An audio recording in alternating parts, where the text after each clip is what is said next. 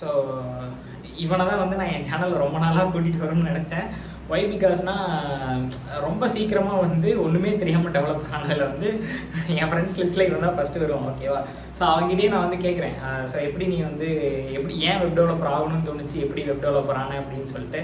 So சொல்லு bro, நீ எப்படி வெப் டெவலப்பர் ஆனேன்? ப்ரோ இப்போ எப்படி ஆக்சுவலி பார்த்தீங்கன்னா எனக்கு டெவலப்பர் ஆகணும் அப்படிங்கிற மைண்ட் செட் ரொம்ப வந்து கேஷுவல். இது வந்து ஒரு கேஷுவல் டாக். என்கிட்ட நீ எப்படி பேசுவியோ அந்த மாதிரி. ஸோ வீடியோக்காக அப்படின்றது வந்து கிடையாது. என்கிட்ட நீ எக்ஸ்பிளைன் பண்ணுவ. வெப் டெவலப்பர் ஆகிறதுக்கு முன்னாடி நீ என்ன பண்ணிட்டு இருந்த? காலேஜ் படிச்சுட்டு இருந்தியா? அப்போ என்ன பண்ணிட்டு இருந்த பார்ட் டைமா? இப்போ ஆக்சுவலி நான் என்ன பண்ணேன்னா பார்ட் டைமாக வந்து நான் வீடியோ எடிட்டிங் தான் பண்ணிட்டு இருந்தேன். என்கிட்ட சொல்கிற மாதிரியே சொல்லு.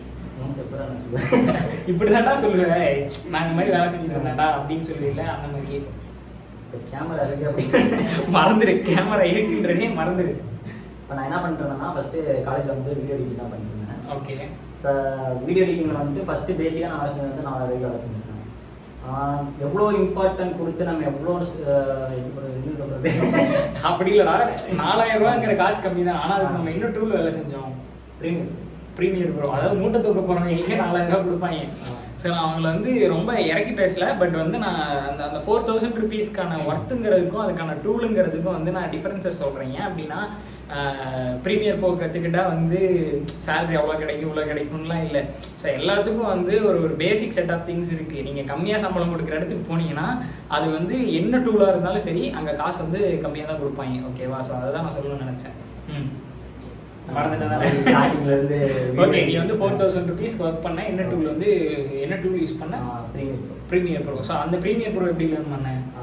ப்ரீமியர் ப்ரோ எப்படி லேர்ன் பண்ணோன்னா வந்துட்டு ஃபஸ்ட்டு வந்துட்டு CapCut, VN அந்த மாதிரி தான் யூஸ் பண்ணுறேன். ஓகே. அதுக்கப்புறம் வந்துட்டு ஃபிலிமரான்னு சொல்லிட்டு ஒரு சாஃப்ட்வேர் சொன்னாங்க. சரி ஃபிலிமரா பண்ணலாம், அதான் கொஞ்சம் ப்ரீமியமாக இருக்கும், ப்ரொஃபஷனலாக இருக்கும்னு சொன்னாங்க. சரி ஓகே ஃபிலிமரா ட்ரை பண்ணலாம்னு சொல்லிட்டு ஃபஸ்ட் டைம் வந்துட்டு வீடியோ எடிட்டிங்கில் வந்துட்டு இன்டர்ன்ஷிப் வந்து 4000 அப்போ வந்து என்ன சொன்னாங்கன்னா வந்துட்டு ஃபிலிமோரா இதெல்லாம் வந்து குழந்தைங்க எடிட் பண்ணுறது அப்படின்னா நம்ம செம காண்டாயிடுச்சு. அப்புறம் வந்துட்டு அங்கே ஒரு எடிட்டர் இருந்தார்.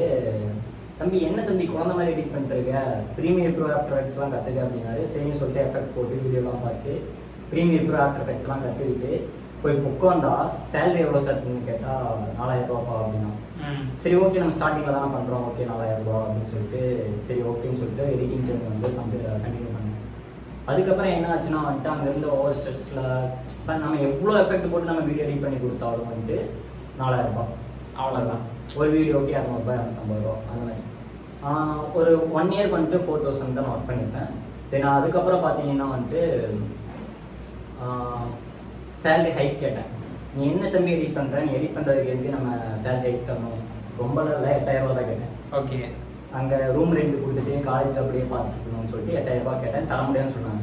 சரி ஓகே இங்கேருந்து நம்ம நின்றுக்கலாம் அப்படின்னு சொல்லிட்டு தான் பிஸ்னஸ் தமிழ்னு சொல்லிட்டு. இப்போ நீங்கள் இது வரைக்கும் உங்களுக்கு போர் அடித்தா பிரச்சனை இல்லை. பட் இந்த பார்ட் வந்து கொஞ்சம் இன்ட்ரெஸ்டிங்கான பார்ட். இந்த பிஸ்னஸ் தமிழில் யூடியூப்பில் அவங்க ரொம்ப ட்ரெண்டிங்கில் யூடியூப்பில் வந்துட்டு ஒரு 4 மில்லியன் சப்ஸ்கிரைபர்ஸ் வச்சுருக்காங்க. அது போக நிறைய பிராண்டிங் ஏஜென்சிக்கு வந்துட்டு வீடியோவில் ப்ரொமோட் பண்ணி கொடுத்துருக்காங்க. ஃபர்ஸ்ட் டைம் வந்து நான் வந்துட்டு ஒரு கம்பெனிக்குள்ளே போய் நான் எடிட் பண்ணுறேன்னா அது பிஸ்னஸ் தமிழில் எடிட் பண்ணலாம். அங்கே வந்துட்டு போயிட்டு தான் சரி நம்ம இதுவரை எடிட் பண்ணதே எடிட் கிடையாது அப்படின்னு சொல்லிட்டு ஆக்சுவலி ஒரு ரீல் வந்து பார்த்தோன்னா ஒரு நாள் ஃபுல்லாக வந்து எடிட் பண்ணோம். அவ்வளோ கரெக்ஷன்ஸ் அவங்க ஒரு வீடியோ பண்ணாலும் அவ்வளோ நீட்டாக பண்ணணும்னு சொன்னாங்க. சரி ஓகேன்னு சொல்லிட்டு அவங்க ரொம்ப ப்ரெஷர், அதனால தான் நான் அங்கேருந்து நான் ரிலீவ் ஆகிட்டேன். ஓகே. ஆனால் அவ்வளோ ப்ரொஃபஷனலாக பண்ணுறாங்கல்ல. இதுக்கு முன்னாடி நீ பண்ண ஒரு திங்ஸும் வீடியோ எடிட்டிங் தான், அதுக்கப்புறம் பிஸ்னஸ் தமிழால் பண்ணுறது வீடியோ எடிட்டிங் தான். பட் வாட் என்ன டிஃபரன்ஸ்? இப்போ என்னென்னா வந்துட்டு பிஸ்னஸ் தமிழால் வந்து சேலரி பார்க்கல, குவாலிட்டி பார்த்தாங்க. நான் இதுக்கு முன்னாடி நான் ஒர்க் பண்ணுற இன்டர்ன்ஷிப் பண்ணிட்டு இருந்த இடத்துல வந்துட்டு குவாலிட்டி பார்க்கல, சேலரி தான் பார்த்தாங்க. ஓகேவா? அவங்களுக்கு வந்து எடிட்டிங்கில் வந்து எந்த நாலேஜும் இல்லை, நம்ம என்ன சொன்னாலும் நம்புறாங்க. அப்படிங்கிறப்ப வந்துட்டு அவங்களுக்கு அது பெரிய ஒரு எஃபெக்டாகவே தெரியல. அதனால் வந்துட்டு உனக்கு 4000 தான் சேலரி. பிஸ்னஸ் தமிழில் போனால் 12K கொடுத்தாங்க. அங்கே என்னென்னா வந்துட்டு எங்கள் சேலரி பண்ணுவாங்க. நீ எவ்வளோ நேரம் தான் இருந்து ஒர்க் பண்ணேன், எச்சா ஒர்க் பண்ணுறது வந்துட்டு ஹவர்ஸ் கணக்கில் சேலரி வாங்கிக்கோ அப்படின்னு சொல்லிட்டாங்க. ஒரு ரீல் வந்து நான் 1 டே ஃபுல்லாக வந்து எடிட் பண்ணேன். சரி ஓகே அப்படின்னு சொல்லிட்டு ஆஃப்டர் எஃபெக்ட்ஸு கிராஃபிக் டிசைன் எல்லாமே அங்கே தான் கற்றுக்கிட்டேன்.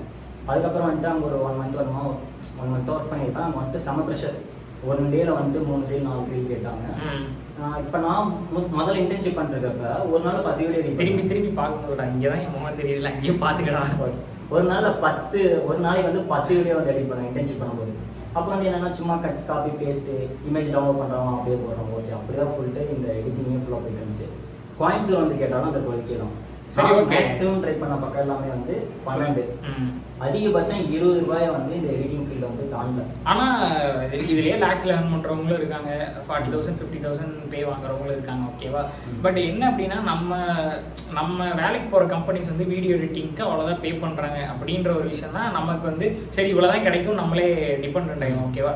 ஸோ தென் வந்து ஏன் நீ வந்து வெப் டெவலப்மெண்ட் வரணும்னு நினச்சேன்? இப்போ என்னென்னா வந்துட்டு அதான் நான் சொன்னது. இப்போ என்னென்னா வந்துட்டு நம்ம ஒரு பர்சனாக வந்துட்டு நம்மளோட பர்சனல் தேவைகளை கம்ப்ளீட் பண்ணிக்கிறதுக்கு அந்த ஒரு 20,000 ரூபா அமௌண்ட் வந்து நம்மளுக்கு பத்தாது. ஸோ அதனால் வந்துட்டு நம்ம மேக்ஸிமம் கேட்ட பார்க்க எல்லாமே வந்துட்டு எடிட்டிங்கே இவ்வளோதான் சேலரி, நீ எவ்வளோ பேர் எடிட்டர் இருந்தோம். அதுவும் இல்லாமல் மேக்ஸிமம் பார்த்ததெல்லாம் உனக்கு என்ன ஏஜ், அதுதான் ஃபஸ்ட்டு பார்த்தாங்க. உனக்கு 20 வயசில் வந்துட்டு உனக்கு 20,000 சம்பளம் வேணுமா? 1000 ரூபா. 1000 ரூபா, 4,000 ஒரு ரூபா, வயசுக்கு 1000 ரூபா, ஒவ்வொரு நம்பருக்கும் 1000 ரூபா அப்படிங்கிறதுல வந்துட்டு மேக்ஸிமமே வந்து எனக்கு 15 ரூபா கொடுத்தாங்க. ஓகே. அதுவும் வந்துட்டு ஒர்க் ஃபுல்லாக இருந்துச்சு, எனக்கு அந்த ஃபீல்டே பிடிக்கல. அப்புறம் வந்துட்டு நீ சொன்னல டெவலப்பிங், ஆக்சுவலி இவன் தான் என்னோட இன்ஸ்பிரேஷன். இப்போ என்ன பண்ணானா வந்துட்டு ஃபஸ்ட்டு ஸ்டார்டிங் ஜேர்னி வந்துட்டு இவன் ஒரு 8K தான் வந்து வேலை செஞ்சுட்டு இருந்தான். எங்கன்னா திருச்செங்கோட்டில் வந்து வேலை செஞ்சுட்டு இருந்தான். அப்போ வந்துட்டு என்கிட்ட வந்து நிறைய சொல்லுவாங்க, கண்டென்ட் கிரியேஷனுக்குலாம் இப்படி இருக்குடா. ஃபஸ்ட்டு வந்து எனக்கு இன்ட்ரோ கொடுத்தா ஹரின்னு சொல்லி ஒரு இன்ட்ரோ கொடுத்தான். அவன் இந்த வீடியோ பார்த்துருப்பான். அவன் இந்த வீடியோ பார்த்துருப்பான். அவன் வந்துட்டு டே இப்படி பார்ட் டைமில் ஒரு ஒர்க் இருக்குடா, பிரேம்னு சொல்லிட்டு ஒரு ஒர்க் தருவான் பண்ணுறேன்னு சொல்லி கேட்டான். அது என்னன்னா கண்டென்ட் கிரியேஷன். ஓகேங்களா? ஆமாம்ல, ஃபஸ்ட்டு கண்டென்ட் கிரியேஷன். அப்புறம் சரி ஓகே மந்த்லி 4,000 தரணும்னா சரி இதில் ஒரு 4,000 இதில் ஒரு 4,000 டேலி பண்ணிடலாம் அப்படின்னா. அப்புறம் நெக்ஸ்ட் மீட்டப் வந்துட்டு இவனுக்கு 12K சேலரி. இப்போ அதாவது ஒரு வாரம் பார்த்துட்டு நெக்ஸ்ட் அது ஒரு டைம் நாங்கள் மீட் பண்ணி பேசுகிறோம். நெக்ஸ்ட் மீட்டிங்கில் வந்து சேலரி வந்து 12K சரின்னு சொல்லிட்டு பேக்கரியிலலாம் அப்போ வந்து கூட்டமாக உட்காந்து பேசிகிட்டு இருக்கோம். இப்போ அவன் டெவலப்பர்னே எனக்கு தெரியாது, ஏதோ திருச்செங்கோட்டில் ஏதோ வேலை செஞ்சுட்டு இருக்கான், அவ்வளோதான். கல்வி தூக்குவான், அவ்வளோதான். 4,000 8,000 ரூபான்னு. அப்போ வந்துட்டு எங்கள் கூட வேலை செய்கிறவங்களுக்கு எல்லாமே 10,000 தான் சம்பளம். பெரிய பெரிய ஒரு 25 வயசு 30 வயசு ஆளுங்களுக்கே 10,000 ரூபா தான் சம்பளம் எங்கள் ஆஃபீஸில். அப்போ இவன் வந்து 12,000 ரூபா வாங்கணும்னு என்னோட வேலை செய்கிற அப்படின்னு கேட்டதுக்கப்புறம் தான் நான் டெவலப்பர் ஒர்க் பண்ணிட்டுருக்கேன்டா அப்படின்னா. என்ன ப்ரோ டெவலப் பண்ணிருக்கேன் அப்படின்னா இவன் வெப்சைட் ஒன்று அனுப்பிச்சுட்டான் என்னோட போர்ட்ஃபோலியோன்னு சொல்லி. அப்புறம் வந்துட்டு என்னோட நம்ம ரெஸ்யூமே இவங்க போர்ட்ஃபோலியோ போட்டிருக்கான் அப்படின்னு சொல்லிட்டு நானும் இப்போ வந்துட்டு என்னன்னா வந்துட்டு கிராஃபிக் டிசைனிங் தான் வந்துட்டு ஃபோட்டோஷாப்பில் ஒரு வெப்சைட்டே ஒரு லே அவுட் போட்டு ஃபோட்டோஷாப்பில் போட்டேன்ல ஒரு இமேஜை எடுத்துகிட்டு இது எப்படி ப்ரோ அப்லோட் பண்ணுறதுன்னு சொல்லி கேட்டேன். அப்போ தான் வந்துட்டு இப்படிலாம் பண்ணக்கூடாது, நம்ம டேரெக்டாக டெவலப் பண்ணிட்டு டொமைன் ஹோஸ்டிங் வாங்கி என்னென்னமோ சொன்னான்.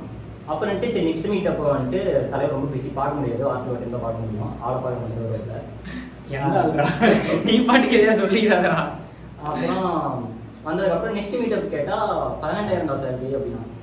என்ன கேட்கும் போதெல்லாம் 5,000 ஏதோ சொல்லணுமேனு சொல்கிறேன் அப்படின்னு கேட்டதுக்கு இல்லை ப்ரோ ஹை கொடுத்தாங்க அப்படின்ட்டு. ஓகே அதுக்கப்புறம் வந்து ரொம்ப க்ளோஸ் ஆகிட்டு அப்புறம் டெய்லி மீட் பண்ணுறக்க ஆரம்பிச்சோம். அதுக்கப்புறம் வந்துட்டு ஈரோடு ஒரு கம்பெனி ட்ரை பண்ணலாம் அப்படின்னு சொல்லிட்டு 25,000 ரூபா அப்படின்னா. அது 35 ஈரோடில் அதில் தான் ரிஜெக்ட் பண்ணி விட்டாங்க. ஈரோட்டில் வந்துட்டு 35 அப்படின்னா என்னடா சொல்லிட்டுருக்க வரப்பில் 5,000 10,000 வச்சு சொல்லிட்டுருக்க என்கிட்ட சொல்லணுமேனு சொல்கிறேன்னு சொல்லி கேட்டேன்.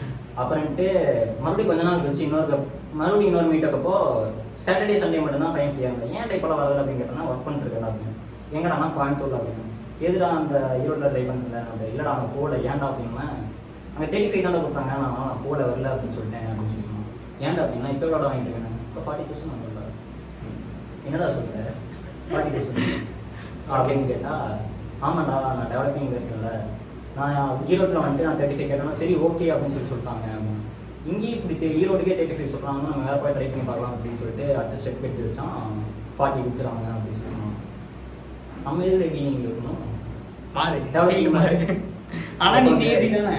சிஎஸ்சியில் வந்து வெப் டெவலப்மெண்ட்னா என்னன்னே தெரில அப்படின்னா அப்போ எந்த அளவுக்கு அந்த எஜுகேஷன் சிஸ்டம் இருக்குன்னு பார்த்துக்குவோம். நான் எல்லா காலேஜுமே சொல்ல, but some of the colleges நீங்கள் வந்து அன்அவேர்டாக இருக்கீங்கன்னா அது வந்து பிரச்சனை கிடையாது, ஓகேவா. பட் நான் எதுக்காக இதை வந்து சொல்கிறேன் அப்படின்னா வென் த ஸ்டார்ட் ஸ்பார்க்ஸ். இங்கே யாருமே வந்து பிறக்கும் போதே நான் வெப் டெவலப்பர் தான் ஆகணும் அப்படின்னு நினைக்கிறதெல்லாம் கிடையாது. ஏதோ ஒரு சுச்சுவேஷனை பார்த்து இன்ஸ்பயர் ஆகி சரி இதை ட்ரை பண்ணலாம் அப்படின்ற ஒரு விஷயம் தான்.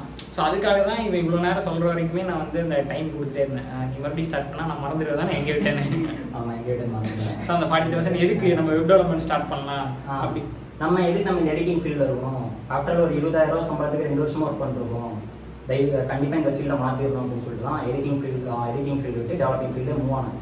அப்போ நான் என்ன பண்ணேன்னா இந்த HTML CSS பூட்ஸ்ட்ராப் JavaScript அப்படின்ட்டு ஒரு கிட்டத்தட்ட ஒரு மாதம் அதிலே வேஸ்ட் பண்ணியிருந்தேன். ஆனால் லேர்ன் பண்ணிட்டே தான் இருந்தேன். கரெக்டாக லேர்ன் பண்ணிட்டே தான் இருந்தேன். இன்னைக்கு பார்த்துட்டு நாளைக்கு பார்த்தா மறுபடியும் புது வீடியோ பார்க்குறேன். அப்புறம் இவன்ட்ட கேட்டால் நான் ஒரு சைட் நான் 2 நாள் முடிச்சிடுவேன்டா அப்படின்னு சொல்லி சொன்னான். எப்படி நான் முடிப்பேன் அப்படின்னு சொல்லி கேட்டால், இப்படி WordPressனு ஒரு டூல் இருக்குதா, ட்ரை பண்ணு. டெவலப்பிங் அப்போ வந்துட்டு நீ எப்பவுமே பெருசாக ஸ்ட்ரெஸ் எடுத்துக்காத, ஸ்டார்டிங் எது ஈஸியாக இருக்கோ அது வந்து நீ மூவ் ஆன் பண்ணு அப்படின்னா. சரின்னு சொல்லிட்டு நானும் ஃபஸ்ட் டைம் வந்து WordPress லோக்கலில் எப்படி இன்ஸ்டால் பண்ணுறதுன்னு சொல்லிட்டு இவன் போட்ட வீடியோவை பார்த்து நான் ஒரு டெவலப்பர் ஆனேன். அப்போ தான் என் வீடியோக்கு ஃபஸ்ட்டு வியூஸு இவனுக்கு தான் நான் ஷேர் பண்ணுறேன்னு நினைக்கிறேன். அது வரைக்கும் பெருசாலாம் வியூஸ் போகல. ஸோ இவனுக்கு தான் நான் ஷேர் பண்ணுறேன். எப்போயோ போட்டு வச்ச வீடியோ, ஸோ இவன் கற்றுக்கிறேன்னு சொன்னோன்னே சரி இந்தா இதை பார்த்து இன்ஸ்டால் பண்ணு, இல்லைன்னா நான் உட்காந்து சொல்லி தர மாதிரி இருக்கும். அதனால நான் வந்து அந்த வீடியோ ஃபைல் எடுத்து கொடுத்துட்டேன். ஸோ அதுக்கப்புறம் WordPress இன்ஸ்டால் பண்ணி என்ன பண்ணேன், WordPress இன்ஸ்டால் பண்ணிட்டு சரி நம்மளும் ஒரு டெவலப்பர் ஆகலாம்னு சொல்லிட்டு மற்ற வீடியோஸ்லாம் பார்த்தேன். மற்ற வீடியோஸ்லாம் பார்த்துட்டு ஓ இப்படி தான் பண்ணோம், ஜஸ்ட் இது ஒரு எலமெண்ட் இருக்குது அவ்வளோதான் அப்படின்னு சொல்லிட்டு எடுத்து செக்ஷன் போடு, பேர் போடு, ஃபோட்டோ போடு, அவ்வளோதான் போர்ட்ஃபோலியோ ரெடின்னு சொல்லிட்டு நல்லா கலராக ஆரஞ்சு கலர் மஞ்சள் கலர்னு சொல்லிட்டு மச்சான் நான் போர்ட்ஃபோலியோ ரெடி பண்ணிட்டேன்னு சொல்லி காமிச்சேன். வந்துட்டு ஒரு எப்படி சொல்கிறது, நம்மளை மோட்டிவேட் பண்ணுற மாதிரி இல்லாமல் டே நீ பண்ணது தப்புடா, இப்படி பண்ணான்னா உனக்கு எங்கேயுமே ஒரு ரீச்சே இருக்காது, தயவு செஞ்சு இதை மாற்றிடு அப்படின்னு ஓப்பனாக சொல்லிட்டான். எனக்கு சரியான டிமோட்டிவேட், என்னடா இவ்வளோ கஷ்டப்பட்டு உட்காந்து ராப்பாவில் உட்காந்து பண்ணி இது இப்படி பண்ணக்கூடாதுன்னு சொல்லிட்டானே, ஒரு மோட்டிவேட் பண்ணாமல் இப்படி சொல்லிட்டானே அப்படிங்கிற மாதிரி இருந்துச்சு. அவன் என்னை மோட்டிவேட் பண்ணியிருந்தானா நான் திருப்பி பண்ணுற டிசைன் எல்லாமே எனக்கு அப்படி தான் இருந்திருக்கும். நான் அதுக்கப்புறம் வந்துட்டு இவனோட டிசைன்ஸ், இவன் பண்ண வெப்சைட்டு அதெல்லாம் நிறையா பார்த்து அதுக்கப்புறம் வந்துட்டு நான் மறுபடியும் அதே மாதிரி தான் பண்ணேன். அது ஒரு விஷயம் பண்ணிட்டு சரி இது ஓகேன்னு சொல்லிட்டு அதுக்கப்புறம் டே நான் என்னோட போர்ட்ஃபோலியோ கூட தரேன், கண்டென்ட் மட்டும் மாற்றிக்கோ அப்படின்னா எனக்கு சரியான கடுப்பாயிடுச்சு. நம்ம ஏன்டா இவனை பார்த்து பண்ணணும், நம்மளும் ஒன்று பண்ணலாம் அப்படின்னு சொல்லிட்டு ஒன்று பண்ணிட்டு ஆக்சுவலி இவனோட போர்ட்ஃபோலியோ பார்த்து அப்படியே டிக்டோ காப்பி அடிச்சு நான் ஒரு போர்ட்ஃபோலியோ ஒன்று பண்ணிட்டு இவன் பண்ண ப்ராஜெக்ட்ஸ் எல்லாம் நான் பண்ண ப்ராஜெக்ட் சொல்ல மாதிரி நானே என் கம்பெனி ப்ராஜெக்ட் தான் எடுத்து போட்டிருக்கேன். இவன் பண்ண ப்ராஜெக்ட்ஸ்லாம் நான் பண்ண ப்ராஜெக்ட்னு சொல்லி ஆக்சுவலி எப்போனா ஒரு 1 year இருக்குமா? 1 year இருக்கும். 1 year முன்னாடி போட்டு ஒரு கம்பெனி இன்டர்வியூ போனேன். வர சொல்லிட்டாங்க, போர்ட்ஃபோலியோலாம் பார்த்துட்டு ப்ராஜெக்ட்ஸ்லாம் சரி. இப்போ வரைக்கும் வந்து உனக்கு HTML வந்து என்னப்பா தெரியும்னு கேட்டால் என்ன, அப்போ அந்த பெர்ஸ்பெக்டிவ்ல உனக்கு HTML, CSS, JavaScript, web development, domain, hosting பற்றி இதோட நாலேஜ் என்ன? இப்பயும் தெரியாது, அது வேற விஷயம். அப்போ வந்து என்ன ஒரு இன்டர்வியூ போகிறோன்னா இதை கேட்பானுங்களா, அதுக்கு எப்படி நீ ப்ரிப்பேர் ஆயிருந்த? அதுக்கு தான் ப்ரோ நீ மோட்டிவேட் பண்ண, நீ போடா அவங்க ஒன்றுமே கேட்க மாட்டான் அப்படின்னு மோட்டிவேட் பண்ணான். சரின்னு சொல்லிட்டு நானே இவன் சொன்னான்னு சொல்லிட்டு போயிட்டு இவன் பண்ண ப்ராஜெக்ட் எடுத்து ஆக்சுவலி நான் பண்ண ப்ராஜெக்ட் எடுத்து பார்த்துட்டு திருத்தம் பார்த்துட்டு தம்பி இந்த ப்ராஜெக்ட் இது எப்படி பண்ணீங்கன்னு கேட்டான். ஐயோ மாட்டிட்டோமே, சரி ஓகே அது இதுன்னு சொல்லுவான்னு சொல்லிட்டு தம்பி நான் கேட்ட கேள்வி வேற நீங்கள் சொல்கிற பதில் வேறு அப்படின்னா என்ன சொன்னேன் ஆக்சுவலி அவன் வந்து அந்த ரைட் கிளிக் வந்துட்டு நீங்கள் எப்படி ரைட் கிளிக் ஏன் இந்த வெப்சைட் வந்து யூஸ் ஆகும்னு சொல்லி கேட்டான். எனக்கு எந்த நாலேஜுமே இல்லை. அப்போ சும்மா போகிறோம் லக்கில் செலக்ட் ஆனால் செலக்ட் ஆகலாம் அப்படிங்கிற ஒரு மைண்ட் செட்டில் போனேன். போயிட்டு என்ன ஆச்சுன்னா திடீர்னு இப்படி கொஸ்டின் கேட்டாங்க, ரைட் கிளிக் ஏன் இதில் யூஸ் ஆகல அப்படின்னு. சார் யூஸ் ஆகுமேங்க சார் அப்படின்னு சொல்லிட்டு நான் வாங்கி ரைட் கிளிக் அமைச்சு பார்க்குறேன், யூஸ் ஆகலை. தம்பி நீங்கள் தான் டெவலப் பண்ணீங்க அப்படிங்க சார். நான் சார் பண்ணேன். அப்படியே அப்போ ரைட் கிளிக் ஏன் யூஸ் ஆகலன்னு சொல்லி கேட்டான். அப்புறம் சார் அப்புறம் நான் சொல்லிட்டேன் சார் ஃபுல்லாக நான் பண்ணேன் சார், சும்மா இமேஜ் பண்ணுறது கண்டென்ட் பண்ணுறேன் சார் நான் பண்ணேன் அப்படின்னு. அவன் கண்டுபிடிச்சிட்டான். சரி சரி தம்பி நீங்கள் இன்டர்வியூ போகிறீங்க, ஓகே நீங்கள் பண்ண ப்ராஜெக்ட்ஸ்லாம் எப்படி பண்ணேன்னு பார்த்துட்டு போங்க, நீங்கள் இதை சப்போர்ட் பண்ணியிருக்கீங்க, ஓகே எனக்கு தெரியுது அப்படின்னா. ஆக்சுவலி நான் அது ஒன்றுமே பண்ணல. சரி ஓகே அப்படின்னு சொல்லிட்டு இதுக்கு பேர் வந்து ரைட் கிளிக் வந்து டிசேபிள் பண்ணுறதுன்னு சொல்லி ஒரு ஆப்ஷன் இருக்கும்பா, அதுக்கு ஒரு ப்ளகின் போட்டீங்க இப்படி ஆகும் அப்படின்னு சொல்லி சொன்னால் ஓ இது பேர் தான் அப்படின்னு சொல்லிட்டு அதனால நான் என்கிட்ட வந்து கேட்குறேன், ஏன்னா ப்ராஜெக்ட்ஸ்லாம் கொடுத்தியே இது எப்படி பண்ணேன்னு சொன்னியாடா அப்படின்னு. அப்புறம்ட்டு இது கூட தெரியாதாடா அப்படின்னு இது தெரியாதாடா நான் உன்ட்ட கேட்டேன் அப்படின்னு சொல்லி சொன்னேன்.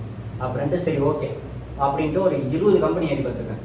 அங்கே என்ன சொன்னாங்கன்னா மற்றபடி இந்த மாதிரி டெக்னிக்கலாக எதுவுமே கேட்கல. ஆக்சுவலி அந்த ரவுண்ட்லேயும் நான் போனேன்னா எவ்வளோ வருஷம் எக்ஸ்பீரியன்ஸ் எவ்வளோ வருஷம் சார் ஃப்ரெஷர் இப்போ தான் வந்திருக்கேன் அப்படின்னா காஃபி கொடுப்பாங்க குடிச்சு வெளியே போனேன். ஃப்ரெஷர் எடுத்து என்னால் ட்ரைன் பண்ணி எவ்வளோப்பா சேலரி எக்ஸ்பெக்ட் பண்ணுவீங்க சார்? 12-15 சார். ஓ உங்களுக்கு ஃப்ரெஷராக வந்துட்டு 12-15 வேணுமா அப்படின்னு சொல்லி கேட்டாங்க. ஆமாங்க சார் மேனேஜ் பண்ண முடியாது அப்படின்னு சொல்லி சொன்னதுக்கு இல்லைப்பா என்னால் ஃப்ரெஷர் எடுத்து ட்ரைன் பண்ண முடியாது அப்படின்னு சொல்லிட்டு ஒரு 20 கம்பெனி வந்து ரிஜெக்ட் பண்ணுறாங்க. அப்புறம் வந்துட்டு வேறு வழியே இல்லாமல் இன்னொரு கம்பெனிக்கு போனேன், அப்ளை பண்ணால் கூப்பிட்டாங்க. அப்போ வந்து நல்லா ப்ராப்பராக போயிட்டேன், எப்படி எப்படி பண்ணேன் எல்லாமே வந்துட்டு கேட்டு போயிட்டு படம் நல்லா பதில் சொன்னோன்னே அவங்க கண்டுபிடிச்சிட்டான், தம்பி இப்போ தான் நீ வந்துருக்க, நீ இன்டர்ன்ஷிப் பண்ணு அப்புறம் நான் ஹையர் பண்ணிக்கிறேன் அப்படின்னா. இங்கே திருப்பூர் கம்பெனி? திருப்பூர். ஓகே. அவங்க எல்லாம் என்னென்ன கேட்டாங்க? அவங்க வந்துட்டு இந்த வெப்சைட்டில் எப்படி பண்ணீங்க, ஃபுல்லாக நீங்களா பண்ணீங்களா அப்படின்னோடனே ஆமாம் சார் நான் தான் பண்ணேன் அப்படின்னோடனே அவங்க அந்த ப்ராஜெக்ட்ஸ் வந்து கொஞ்சம் கேள்வி கேட்க ஆரம்பித்தாங்க. நானும் எல்லாம் அப்படியே இவன் சொன்னது அப்படி போய் சொல்லிட்டேன்னா. அதுக்கப்புறம் வந்துட்டு என்னாச்சு அப்படின்னா வந்துட்டு சரி ஓகே இப்போ நீங்கள் இதெல்லாம் சப்போர்ட் ஒர்க் பண்ணியிருக்கீங்க, உங்களோட போர்ட்ஃபோலியோ நீங்கள் தான் லோகோ ஓகே உங்களோட போர்ட்ஃபோலியோ நீங்கள் தான் கிரியேட் பண்ணிங்களா அப்படின்னு சொல்லி கேட்டாங்க. ஆமாங்க சார் நான் தான் பண்ணேன். சரி ஓகே உங்களுக்கு கொஞ்சம் நாலேஜ் இருக்குது, நீங்கள் ஒரு 3 மந்த் இன்டர்ன் பண்ணி. ஆனால் இப்போ தான் உனக்கு தெரிஞ்சிருக்கும் அந்த போர்ட்ஃபோலியோட பவர் என்னன்னு சொல்லிட்டு. சரி இப்போ எல்லாருமே அந்த ஒரு 1500 இன்வெஸ்ட் பண்ணுறதுக்கு 1500 போடணுமா அப்படின்னு சொல்லி கேட்குறாங்க. ஜஸ்ட் ஒரு ரெஸ்யூமில் கொண்டு போயிடலாம். ரெஸ்யூம்லாம் அங்கே பேசுறது டெவலப்பர்னா போர்ட்ஃபோலியோ தான் அங்கே பேசலாம். போர்ட்ஃபோலியோ தான் அது வந்து போர்ட்ஃபோலியோ வச்சுட்டு எல்லா டெவலப்பிங் கம்பெனிக்கும் போயிருக்கேன். அப்போ உங்களோட வர காம்படிட்டர்ஸ் எல்லாமே ரெஸ்யூம் தான் வச்சுருக்காங்க. எல்லாமே ரெஸ்யூம் தான். அதுலேயே நம்ம வந்து டிஃப்ரெண்ட்டாக வேரியேஷன் காட்டிடலாம். ஓகேவா? ஸோ அப்போ வந்து அதோட ஹோஸ்டிங்கு டொமைன்லாம் அப்போ உனக்கான மைண்ட் செட் என்ன? ஹோஸ்டிங்னா என்ன, டொமைன்னா என்ன? பெரிய விஷயம் என்னன்னா வந்துட்டு நான் ஒரு டீ குடிக்கிறதுக்கே வந்துட்டு ஆக்சுவலி சாப்பிட்றதுக்கு வந்துட்டு 60 ரூபா செலவாகும், ஒரு டீ குடிச்சா 10 ரூபாயோட முடிஞ்சிடும் அப்படிங்கிற ஒரு கான்செப்டில் தான் நான் வந்துட்டு இருப்பேன். அங்கே போயிட்டு டொமைனுக்கு வந்து என் நேம் போட்டேன்னா வந்துட்டு 700 ரூபான்னு சொல்லி காமிச்சிது. சரி நம்பி வாங்கலாமா அப்படின்னு சொல்லிட்டு வந்துட்டு கேட்டேன். போட்டு போயிடுச்சு, காசு போயிடுச்சுன்னா என்ன பண்ணுறதுன்னு சொல்லிட்டு 1 இயர் முன்னாடி ஒரு டொமைன் ஒன்று வாங்கினேன். 700 ரூபா வந்துச்சு. இன்வெஸ்ட் பண்ணுமா அப்படின்னு சொல்லி வந்துட்டு திருப்பி கேட்டேன். டேய் இதில் நீ இன்வெஸ்ட் பண்ணினா ஈஸியாக நீ எடுத்துடலாம்டா, நம்பி பண்ணு அப்படின்னு சொல்லி சொன்னான். சரி ஓகே போனால் போதுன்னு பண்ணிட்டேன். எப்போ இதில் பண்ணுறது அப்படின்னா டொமைன் வாங்கிடா அப்படின்னா வாங்கிடா, போஸ்டிங் ஏறுவாங்க அப்படின்னு சொல்லி கேட்டேன். அப்படின்னா அப்படின்னு அப்புறம்ட்டு போஸ்டிங் வந்து இப்படி கம்மியாக இருக்குடா, 50 ரூபா தான், 50 ரூபான்னு ஸ்டார்ட் பண்ணேன் அப்படின்னு சொல்லி சொன்னான். சரி ஓகேன்னு சொல்லிட்டு டொமைன் போஸ்டிங் 2 வாங்கி அதில் எப்படி அப்லோட் பண்ணுறதுன்னு தெரியல. அதை எப்படி கனெக்ட் பண்ணுறதுன்னு ஃபஸ்ட்டு எப்படி கனெக்ட் பண்ணுறதுன்னு தெரில. ஆக்சுவலி நேம் சர்வர் போட்டு தான் கனெக்ட் பண்ணோம். அது எப்படி பண்ணுறதுன்னு எனக்கு தெரில. நான் ஐயோ போச்சுடா 1000 ரூபா போச்சு வேஸ்ட்டு, அவனுக்கு பேச்சுக்கிட்ட வாங்கிட்டேன் அப்படின்னு சொல்லிட்டு விட்டுட்டேன். ஒரு மாதம் வந்து பண்ணல. அதுக்கப்புறம் வந்துட்டு மறுபடியும் வந்து ஸ்க்ராட்ச் பண்ணி மறுபடியும் போர்ட்ஃபோலியோ ரெடி பண்ணி அதுக்கப்புறம் அதில் போய் நேம் சர்வர்லாம் போட்டு கால் பண்ணி அவனுக்கு கொடுத்து தொந்தரவு பண்ணி எல்லாம் கேட்டு எப்படியோ ஒரு வழியாக அப்லோட் பண்ணிட்டு அதுக்கப்புறம் தான் இப்படி போய் ஸ்டார்ட் பண்ணிட்டு அதுக்கப்புறம் திருப்பூர் கம்பெனி போனேன். இன்டர்ன்ஷிப் போக சொன்னாங்க. அங்கே என்னென்னா வந்துட்டு 8K வந்து சேலரி சொன்னாங்க. சேலரி சொல்லிட்டு சரி ஓகேப்பா அப்படின்னு சொல்லிட்டு 3 மாதம் 4 மாதம் ஆயிடுச்சு. ஆனால் அப்போ அங்கே வந்து போகலாமா வேணாமான்றது தானே? போகலாமா வேணாமாங்கிற ஒரு மைண்ட் செட் வந்து இருந்துச்சு. டே 8000 ரூபா சம்பளத்துக்கு போகணுமாடா, நான் வீடியோ எடிட்டிங்லேயே 15,000 வாங்கிட்டு இருக்கேன்டா, நான் இந்த ஃபீல்டே இருந்தேன். டே அவன் 8000 ரூபா கொடுக்குறான்னா உன்கிட்டருந்து வேலை வாங்கணும்டா, உன்கிட்டருந்து வேலை வாங்காமே அவன் 8000 ரூபா கொடுக்குறான்னா நீ வேலை செஞ்சனா தான் அவன் ப்ராஃபிட் வரும், உன்னாச்சும் அவன் ப்ராஃபிட் பார்க்காம எப்படி சேலரி தருவான்னு சொன்னான். சரி ஓகே நீ போ, செட் ஆகுதா இல்லையோ, 3 மாதம் தானே எத்தனை நாள் வேஸ்ட் பண்ணிட்டேன் எடிட்டிங்கில் அப்படின்னு சொல்லிட்டு போக சொன்னான். சரின்னு சொல்லிட்டு போனதுக்கப்புறம் அங்கே ஒரு நல்ல குரோத் கிடச்சிது. வெப் டெவலப்பிங்னா என்னென்னு ஃபர்ஸ்ட் டைம் நாங்கள் தான் போய் கற்றுக்கிட்டேன். ஆனால் நீ வெப் டெவலப்பராக தான் உன்னை எடுத்தாங்க. ஆனால் ஈவன் தான் உன்னை வந்து எக்ஸ்பீரியன்ஸாக ட்ரீட் பண்ணல, ஃப்ரெஷராக ட்ரீட் பண்ணி தான் ட்ரீட் பண்ணேன். ஓகே உனக்கு எல்லாமே சொல்லி தந்தாங்க. எல்லாமே கிட்ட வந்து சொல்லி தந்தாங்க. ஆக்சுவலி நான் அங்கே போய் லேர்ன் பண்ணிக்கிட்டது வேர்ட்பிரஸ் டெவலப்பிங் தான் போனேன். அங்கே போய்ட்டு HTML CSS புக்ஸ்டாக ஜாவாஸ்கிரிப்ட் வந்து லேர்ன் பண்ணிட்டேன். ஆனால் அங்கேருந்து நல்லா சொல்லி கொடுத்தாங்க. கிட்ட ஷேர் போட்டு வந்து ஆக்சுவலி யாருமே அப்படி பண்ணி நான் பார்த்ததில்லை இப்போ வரைக்கும். நான் போனது ஒரு கம்பெனி தான். நான் போன கம்பெனியில் ஃபஸ்ட் டைமாக இப்படி பண்ணாங்க. அங்கே போனோன்னா சரி கொஞ்சம் மோட்டிவேட் பண்ணுற மாதிரி இருந்துச்சு. சரி ஓகே கற்றுக்கணும்னு சொல்லிட்டு கோடிங்கில் ஒரு சைட் பண்ணிட்டு அதை ரெஸ்பான்ஸ் பண்ணுறதுக்கு சரியான கடுப்பாச்சு. அந்த சைட்டை அப்படியே விட்டாச்சு. அவ்வளோ அதுக்கப்புறம் அங்கே இங்கேயும் சுற்றிட்டு அவ்வளோதான் அப்படியே பண்ணிட்டு வந்தாச்சு. இல்லை இப்போ இந்த இடத்துல ஒரு பாஸ் வைக்கணும். ஏன்னா நீ வந்து காலேஜில் HTML CSS பூட்ஸ்ட்ராப் படிச்சிருப்ப. அங்கே படித்ததுக்கும் ஒரு கம்பெனியில் போயிட்டு ஒரு வேர்ட்பிரஸ் சைட் பண்ணதுக்கப்புறமா ஒரு HTML CSS பார்க்குறதுக்கும் உனக்கு அண்டர்ஸ்டாண்டிங் எப்படி இருந்துச்சு? HTML CSS பூட்ஸ்ட்ராப்லாம் விட்டுருங்க, நிறைய வேர்ட்பிரஸ் வந்துருங்க, யாராக இருந்தாலும் டெவலப் ஆகிடலாம் அப்படிங்கிற ஒரு மோட்டிவேட் வந்துச்சு. யார் கேட்டாலும் கோடிங்கில் பண்ணாதீங்க, எனக்கு கஷ்டம் எடுத்தோன்னே கஷ்டமாக பண்ணி ஐயோ டெவலப்பிங் இவ்வளோ கஷ்டமாக இருக்குது நம்ம போகவே வேணாம் அப்படிங்கிற மைண்ட் செட் வந்துடும். சீரியஸாக கோடிங்கில் பண்ணிங்கன்னா எல்லாத்துக்கும் அந்த மைண்ட் செட் இருக்கும். சார் அவனோட பெயின் பாயிண்ட்லேயே கை வைக்கிறேன்டா. ரெஸ்பான்சிவ்னஸ் வந்து சிஎஸ்எஸ்ல பண்ணுறது எவ்வளோ கஷ்டம், வேர்ட்பிரஸ்ல பண்ணுறது எவ்வளோ ஈஸி. எலமெண்டரில் வேர்ட்பிரஸ்ல தான் பண்ணவே தேவையில்லை, எல்லாமே அதுவே வந்து எல்லாமே அதுவே வந்துடுது. நீங்கள் அவ்வளோ மீடியம் வேரிஸ் போட்டு அவ்வளோ கோடிங் எழுதணும் சிஎஸ்எஸ்ல, ஓகேவா? பட் அவுட்புட் பார்த்தா தெரியுமா என்ன இது வேர்ட்பிரஸ்ல பண்ணியிருக்காங்க, இது வந்து HTML CSSல பண்ணி எந்த டிஃபரன்ஸுமே தெரியாது. நீங்கள் ஈவன் தோ ரியாக்டில் பண்ணியிருந்தாலும் தெரியாது. ஏன் அப்படின்னா அது ரியாக்டில் மேபி ஃபாஸ்ட்டாக இருக்கலாம், பட் ஆனால் லே அவுட் வந்து எப்படி பார்த்தாலும் டிசைன் தாங்க தெரியும். அதில் வந்து ரியாக்டில் தான் பண்ணியிருக்கீங்க அப்படிங்கிறதெல்லாம் வந்து தெரியாது, ஓகேவா?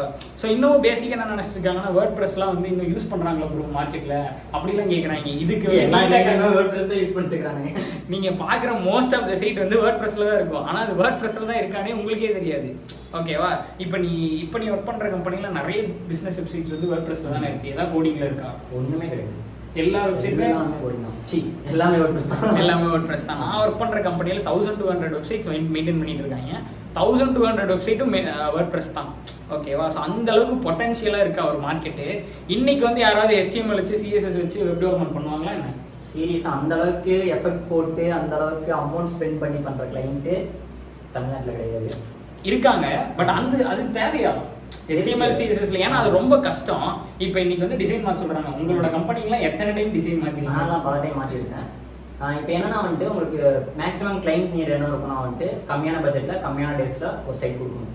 அப்படின்னா நீங்கள் கோடிங்கில் பண்ணுவீங்களா WordPressல பண்ணுவீங்களா அப்படிங்கிறப்ப நான் WordPressல தான் நான் பண்ணுவேன். ஏன்னா டெவலப்பருக்கும் ஸ்ட்ரெஸ் இல்லை, கிளைண்ட்டுக்கும் வந்து கரெக்டான அமௌண்ட் போயிடும். நம்ம போகிற எஃபெக்ட் தகுந்தானே நம்மளுக்கு காஸ்ட் வந்துடும். அவுட்புட் ஒன்று தானடா, லே அவுட் கொண்டு வந்துட்டா போதும். இதுவும் வந்து HTML CSS தான்.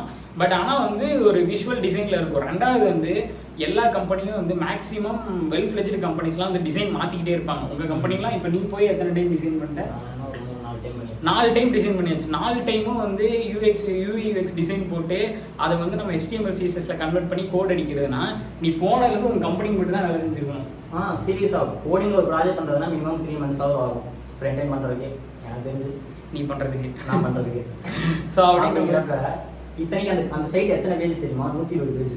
ஸோ 120 பேஜஸ் நீங்கள் வந்து HTML கோட்லாம் நினச்சி பாருங்கள். ஏன் வை WordPress அப்படின்னா இட் இஸ் ஸோ ஈஸி. அதனால் மட்டும்தான். பட் SEOக்கெல்லாம் வந்து ரொம்ப ரொம்ப ரொம்ப ஈஸியாக இருக்கும். SEOக்கெல்லாம் ரேங்க் பண்ணுறாங்க அப்படின்னா ஓகேவா.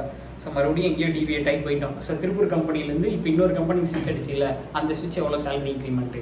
இப்போ வந்துட்டு நான் ஃபஸ்ட்டு வந்து 8K வாங்கிட்டு இருந்தேன். இப்போ வந்து நான் டெவலப்பிங் ரோலில் சொல்கிறேன். ஸ்டார்டிங் நான் போனது வந்து 8K வாங்கிட்டு இருந்தேன் இந்த மாதிரி.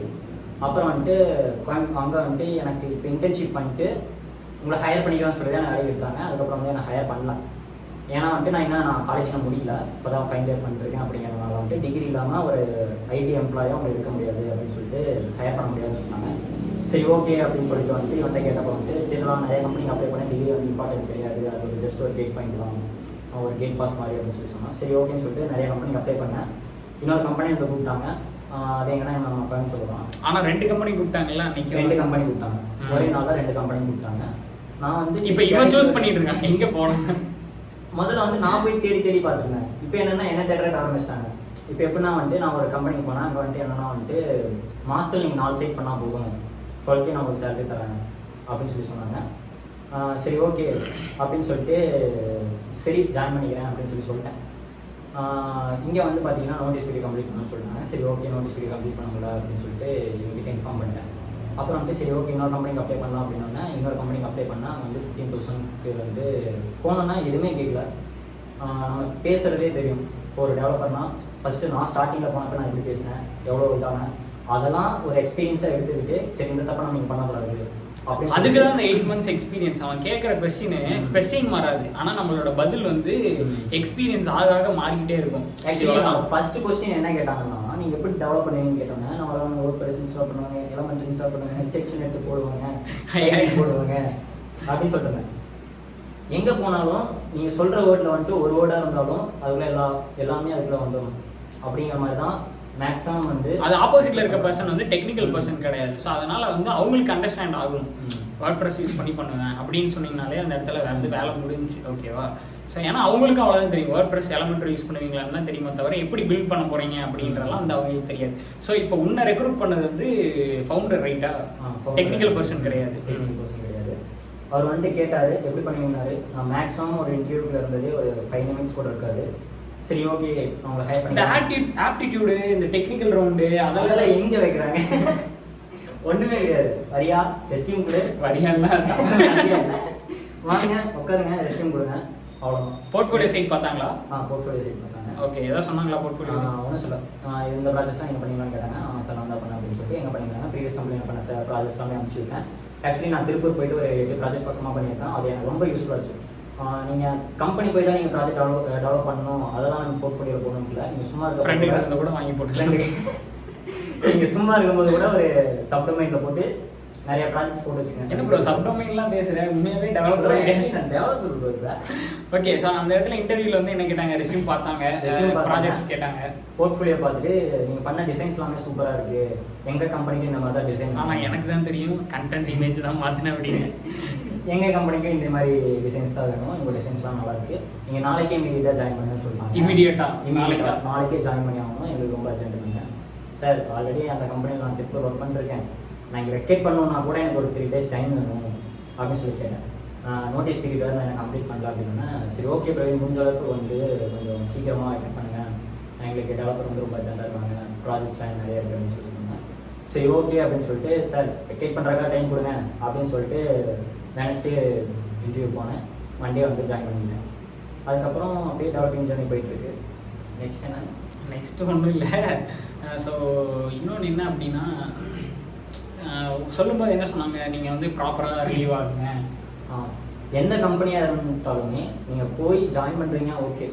மேக்ஸிமம் இப்போ நம்ம பேர் என்ன எம்ப்ளாயி இல்லைடா, இப்போ கம்பெனியில் ஒர்க் பண்ணுறோம்னா எம்ப்ளாயா நம்ம என்ன யோசிப்போம்னா, வேற ஒரு கம்பெனிலேருந்து வந்து ஒரு ஹைக் இப்போ நான் 15,000 வாங்கிட்டு இருக்கேன், இப்போ எனக்கு ஒரு 30,000 சேலரி தராங்க அப்படின்னா வந்து நாளைக்கே ஜாயின் பண்ணோம்னா இமீடியட்டாக நான் நின்றுவேன். யாராக இருந்தாலும் அதுதான் மணி வருது அப்படின்னு நான் சொல்லிட்டு அடுத்த ஸ்டெப் வந்து இல்லை, நானுமே என்னோட பாஸ்ட்டில் அது பண்ணியிருக்கேன். ஆனால் இது இப்போ பண்ணக்கூடாதுன்னு நான் நினைக்கிறேன். அப்ஸ்காண்ட் ஆகக்கூடாது. அது ஒரு கம்பெனிக்கு எவ்வளோ பிரச்சனை இருக்கும், ஸோ என்னென்னலாம் ப்ராப்ளம்ஸ் ஃபேஸ் ஆகுன்றது தெரியுது. ஸோ அதனால் வந்து உங்களோட ஃபியூச்சரில் எந்த கம்பெனிலேருந்து அப்ஸ்காண்ட் ஆகாதீங்க. ஏன்னா அது உங்களுக்கு மறுபடியும் பிரச்சனையாக இருக்குன்றதை தாண்டி ஒரு கம்பெனிக்கு அது வந்து ஒரு பெரிய பிரச்சனை.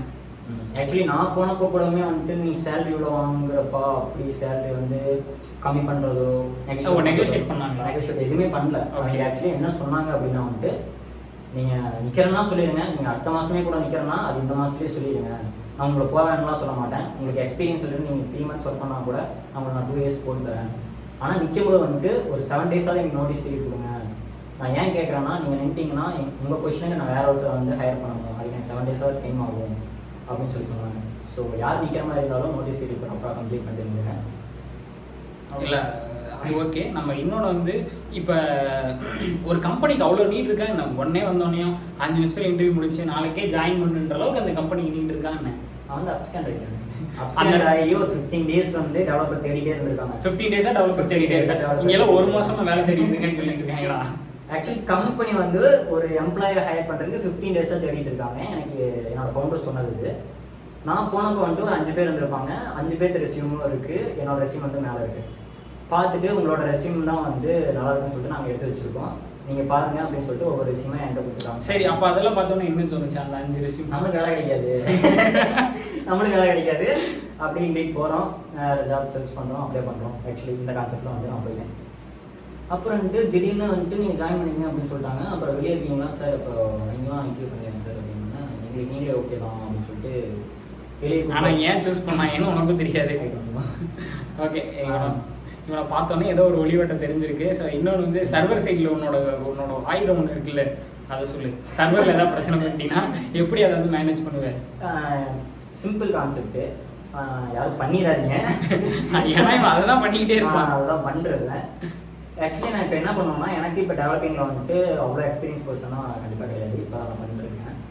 டெவலப்பிங்கில் வந்துட்டு ஒரு தீம் இன்ஸ்டால் பண்ணுறோம் அப்படின்னா வந்துட்டு எல்லா தீமுக்கும் எல்லா ப்ளக்கினும் வந்து சப்போர்ட் பண்ணாது. இது வந்து எனக்கு பிரேமும் கார்த்தியும் சொன்னது ஒரு விஷயம். ஒரு தீம் வந்து இன்ஸ்டால் பண்ணிட்டேன். அப்புறம் வந்துட்டு நான் ஏதோ ஒரு ப்ளக்கின் ஒன்று இன்ஸ்டால் பண்ணேன். இதில் வந்து இந்த ஃபியூச்சர் கொண்டு வரலாம்னு சொல்லிட்டு அந்த ப்ளக்கின் இன்ஸ்டால் பண்ணோன்னா சைட் உடஞ்சிருச்சு. என்னோட அது ரெஸ்பான்சிவ் இல்லை, சைட்டில் வந்துட்டு இப்படி இருக்குது அப்படின்னா வந்துட்டு இந்த சைட் ஃபுல்லாக உடஞ்சிருச்சு. சைட்டே கிராஷ் ஆகிடுச்சு. சைட்டே ஃபுல்லாக அது அலைன்மெண்ட்டே ஃபுல்லாக சேஞ்ச் ஆகிடுச்சு. நான் திருப்பி என்னடா ஆச்சு அப்படி இப்படின்ட்டு கார்த்தி கால் பண்ணி டிஸ்கனெக்ட் பண்ணிட்டு ப்ளகின் அன்இன்ஸ்டால் பண்ணுறா போயிடும் அப்படின்னா சரின்னு சொல்லிட்டு ப்ளகின் போய் அன்இன்ஸ்டால் பண்ணுறேன். போகல. சரி என்னடா பண்ணுறேன்னு சரியான கடுப்பாயிடுச்சு. சர்வருக்கு போனேன். போயிட்டு சரி ஓகே ரீஸ்டோர் இருந்துச்சு, இன்ஸ்டால் ஒர்க்கர்ஸ் இருந்துச்சு. இன்ஸ்டால் ஒர்க்கர்ஸ் கொடுத்தா பழைய சைட்டும் போயிடுச்சு. பழைய சைட் டெலிட் ஆகிடுச்சு. ஓகே போச்சா குழந்தைங்களா அப்படின்னு சொல்லிட்டு லஞ்ச் டைமில் பிரேக்கு வெளியே வருவேன். இவங்ககிட்ட உட்காந்து குழந்தை ஆரம்பிச்சிட்டேன், மச்சான் சைட்டை டெலிட் பண்ணி விட்டான்டா, என்னடா பண்ணுறது அப்படின்னு சொல்லிட்டு இருந்தேன். நான் என்ன கொஸ்டின் யூஸ் பண்ணதில்லடா அப்படின்னு சொல்லி சொன்னேன். சரி அப்புறம் என்ன பண்ணுறதுன்னு சொல்லிட்டு காத்திக்கிட்டு இருக்கேன். எந்த ஒரு சர்வர் சைடாக இருந்தாலும் பேக்கப் ஒன்று இருக்கும்டா, நீ போய் பேக்கப் பாரு அப்படின்னு. சரி ஓகேன்னு சொல்லிட்டு வண்டி கேட்டேன். எங்கள் சைட்லேயே அப்படி தானே என்ன பண்ணாச்சு அப்படின்னு சொல்லிட்டு நானும் அப்படி தான் ஏதோ டெலிட் பண்ணி விட்டேன். நீங்கள் சொன்னீங்க ஆமாம், ஆஃபீஸில் ரெஸ்டோர் போய் பண்ணி விட்ருவேன். அந்த ஏதோ சைல்டு தீம் வந்து செட் ஆகணும்னு சொல்லிட்டு சரி ஓகே நம்மளும் போய் பார்ப்போம் அப்படின்னு சொல்லிட்டு சைட்டை டிலீட் பண்ணி விட்டு யாருக்குமே தெரியாது, எங்கள் 3 பேர்த்தை தவிர. ஆமாம், இப்போ வீடியோ பார்த்தேன்.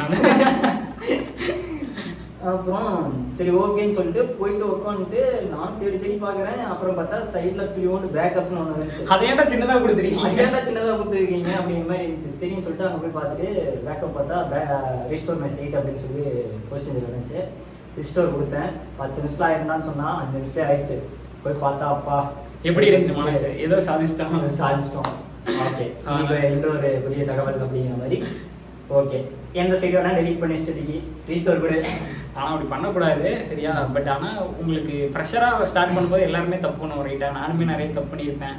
நான்லாம் சைட்டு டெவலப் பண்ணிவிட்டு தெரியாமல் இன்ஸ்டால் வேர்ட்பிரஸ்ன்னு சொல்லி கொடுத்து அந்த மொத்த சைட்டு கிராஷ் ஆகி மறுபடியும் அதை நான் உட்காந்து 1 வீக் நான் ஆஃபீஸ் டைமிங் இல்லாமல் என்னோட ஃப்ரீ டைமில் உட்காந்து நான் டெவலப் பண்ணிலாம் கொடுத்துருக்கேன். ஓகேவா. இங்கே யாருமே தப்பு பண்ணாமல் இல்லை, வரும்போதே யாரும் எக்ஸ்பீரியன்ஸ் தான் வரல, இங்கே எல்லாருமே நாலேஜ் பர்சனாக கிடையாது. இது எல்லாமே எதுக்கு அப்படின்னா இந்த எக்ஸாம் ஹாலுக்கு முன்னாடி வந்து எவனுமே படிக்காமல் வந்து பேசிகிட்டு இருக்கோம்ல, படிக்கல மச்சான் நீயும் படிக்கலையா, சரி ஓகே இதை மட்டும் எதாவது படிச்சுக்குவோம், அந்த மாதிரியான ஒரு சர்க்கிள் தான் வந்து இந்த சர்க்கிள். நாங்கள் சொல்கிற விஷயம் எதுவுமே வந்து டெக்னிக்கலாகவோ ரொம்ப பெரிய விஷயமோ கிடையாது. How we start, how we survey, எப்படி நாங்கள் வந்து ஃப்யூச்சரில் வந்து அப்டேட் ஆக போகிறோம் அப்படிங்கிறத தாண்டி தான். ஸோ கண்டிப்பாக வந்து 1 வருஷத்துக்கு முன்னாடி பிரவீனுக்கு ஸ்கில் இல்லை அப்படிங்கிறத வந்து ஒத்துக்கலாம். ஓகேவா. பட் ஆனால் இன்றைக்கி வந்து பிரவீன் வந்து ஸ்கில்டான பர்சன். இன்றைக்கி அவன் பேசுகிறது வந்து டெக்னிக்கலாக இல்லை, ப்ரொஃபஷனலாக இல்லை அப்படின்னா இன்னும் அவன் காலேஜே முடியல. ஓகே. ஸோ ஜஸ்ட் இன்னொரு 1 or 2 year போகும்போது அவன் வந்து ஆட்டோமேட்டிக்காகவே எக்ஸ்பீரியன்ஸ்டாக மாறிடுவான்.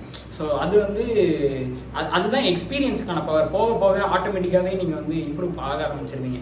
ஸோ இன்னும் வந்து there is lot of companies இன்னும் சர்ச்சிங்கில் தான் இருக்காங்க. ஓகேவா. ஏன்னா இப்போ லோகு போனது கூட ஒரு ஃபாரின் கம்பெனிக்கு கிராஃபிக் டிசைனராக போனாங்க. அங்கெல்லாம் வந்து எவ்வளோ வேகன்சி இருந்துச்சு? 35 பேர் வந்து வேகன்சியில் வந்து தேடிட்டு இருக்காங்க. ஓகேவா. ஸோ நான் திரும்பவும் சொல்கிறது என்னன்னா, கம்பெனி ஒரு பக்கம் ஹையர் பண்ணுறதுக்கு வந்து தேடிட்டே தான் இருக்காங்க, பட் பீப்புள்ஸும் ஒரு பக்கம் கம்பெனி தேடிட்டு தான் இருக்காங்க. ஆனால் 2 பேரும் சரியான இடத்துல தேடல அப்படிங்கிறது தான் இங்கே இதுக்கான பிரச்சனை. ஸோ ஃபைனல் வேர்ட்ஸ், ஒருத்தன் ஸ்கில்டு இல்லாமல் இண்டஸ்ட்ரிக்குள்ளே சர்வே பண்ண முடியுமா முடியாதா? கண்டிப்பாக முடியும். ஆனால் ஸ்கில்லை கற்றுக்கோங்க. கற்றுக்கல அப்படின்னா என்னைக்கு இருந்தாலும் உங்களை தூக்கி வெளியே போட்டுரும்.